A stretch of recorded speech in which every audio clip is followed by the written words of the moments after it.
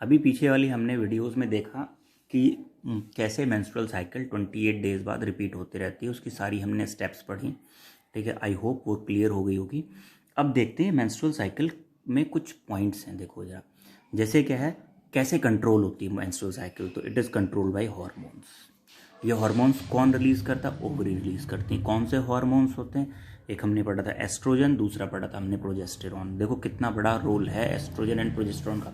इसके अलावा भी रोल है, आगे हम पढ़ेंगे जब हार्मोनल सिस्टम पढ़ेंगे।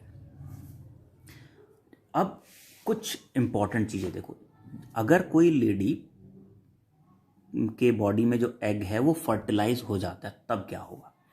अब अगर एग फर्टिलाइज हो गया, ठीक है, तो वो एग फर्टिलाइज होने के बाद क्या होगा, वो जो मेंस्ट्रुअल साइकिल होगी वो स्टॉप हो जाएगी। कब तक? एग फर्टिलाइज होने का जाइगोट फॉर्म हुआ, जाइगोट आके कहते हैं कहाँ, यूट्रस में प्लेस हुआ एंड लेडी बिकम्स प्रेग्नेंट। ठीक है, गर्भवती कहते हैं ना, यानी कि जब तुम्हारी मदर ने तुम्हें अपने गर्भ में धारण किया था तो तुम्हारी मदर क्या हो गई थी? प्रेग्नेंट हो गई थी। That stage is pregnancy. ठीक है, एक लेडी प्रेग्नेंट हो जाती है। जब वो लेडी प्रेग्नेंट हो जाती है उसके बाद जब तक वो बच्चे को डिलीवर नहीं करती, यानी कि बच्चा पैदा नहीं होता, तब तक मेंस्ट्रुअल साइकिल नहीं होगी। यानी कि 28 डेज वाली साइकिल उतने टाइम के लिए बॉडी में स्टॉप हो जाएगी। ठीक है, अब जब बच्चा पैदा हो जाता है, बच्चा पैदा होने के बाद ये मेंस्ट्रुअल साइकिल फिर से शुरू हो जाएगी, फिर वही रिपीट होना शुरू हो जाएगा। आफ्टर 28 डेज बाद ओव्यूलेशन होगा। ठीक है, पूरा प्रोसेस ऐसे ही चलता रहेगा। ठीक है, जो पहली बार जब किसी एक लेडी में मेंस्ट्रुअल साइकिल शुरू होती, उस स्टेज को कहते हैं मेनार्की। और लास्ट टाइम, अच्छा, ये मेनार्की की एज होती है 12 ईयर्स के अराउंड। ठीक है, 10, 12, 14, 12 लिखते हैं जनरली हम। जब कभी कहते हैं किसी लेडी में ये मेंस्ट्रुअल साइकिल परमानेंटली स्टॉप होती है, दैट इज मेनोपॉज। देखो, एक तो जब लेडी प्रेग्नेंट होती है तब रुक जाती है, पर वो बच्चे के पैदा होने के तुरंत बाद फिर से शुरू हो जाती है। मेनोपॉज एक ऐसी स्टेज है जिसके बाद मेंस्ट्रुअल साइकिल कभी नहीं होगी। वो होती है